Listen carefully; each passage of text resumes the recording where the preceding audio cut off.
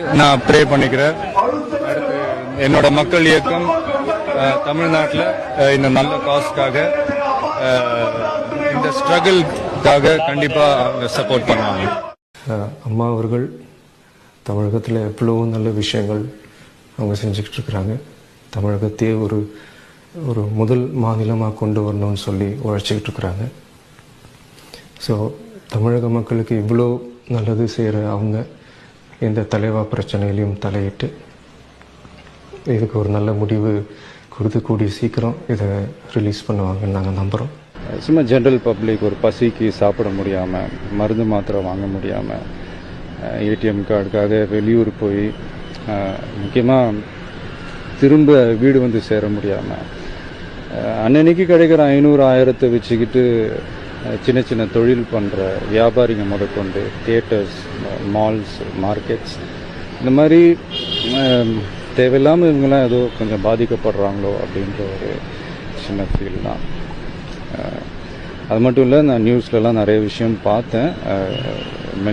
மனசுக்கு ரொம்ப கஷ்டமாக இருந்தது. என்னென்னா, ஒரு பேத்தியோட கல்யாணத்துக்காக ஒரு பாட்டி வந்து ஒரு இடத்த விற்று அந்த பணத்தை கொண்டு வராங்க. அந்த பணம் செல்லாது அப்படின்ற அவங்க கேள்விப்பட்ட உடனே தற்கொலை பண்ணிக்கிற அளவுக்கு போயிருக்காங்க. ஒரு ஹாஸ்பிட்டலில் வந்து ஒரு நியூ பார்ன் பேபி, அந்த குழந்தைக்கு ஏதோ ஒரு பிரச்சனை, அது ட்ரீட் பண்ண முடியாமல் அந்த குழந்தை இறந்து போயிருக்கு. ஸோ இந்த மாதிரி சில விஷயங்கள் வந்து கொஞ்சம் அவாய்ட் பண்ணியிருக்கலாமோ அப்படின்றது தான். ஒரு நாட்டில் ஒரு 20% பணக்காரங்க இருப்பாங்களா, அதில் ஒரு குரூப் ஒரு சின்ன பர்சன்டேஜ் பண்ணுற தவறுகள்னால மீதி இருக்கிற 80% மக்கள் அவங்க என்ன பண்ணாங்க. உலகம் பூரா சட்டத்தை உருவாக்குனது மக்களோட கலாச்சாரத்தையும் உரிமையையும் பாதுகாக்கத்தான், அதை பறிக்கிறதுக்கு இல்லை. தமிழனோட அடையாளம் ஜல்லிக்கட்டு. எதையும் எதிர்பார்க்காம, யாரோட தூண்டுதலும் இல்லாம, எந்த விதமான கட்சி பேதமும் இன்றி தமிழ் என்ற ஒரே உணர்வோட இந்த போராட்டத்தில் குதிச்சிருக்கிற அத்தனை இளைஞர்களுக்கும் நான் தலை வணங்குறேன். முடிஞ்ச வரைக்கும் படிங்க, எல்லாரையும் பத்தி தெரிஞ்சுக்கோங்க, எல்லா தலைவர்களை பத்தி தெரிஞ்சுக்கோங்க, அம்பேத்கர் அவர்களை பத்தி தெரிஞ்சுக்கோங்க, பெரியார் அவர்களை பத்தி தெரிஞ்சுக்கோங்க, காமராஜர் அவர்களை பத்தி தெரிஞ்சுக்கோங்க.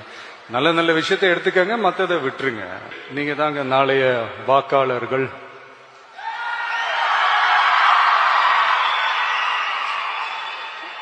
அடுத்தடுத்து புதிய நல்ல நல்ல தலைவர்களை நீங்க தான் தேர்ந்தெடுக்க போறீங்க.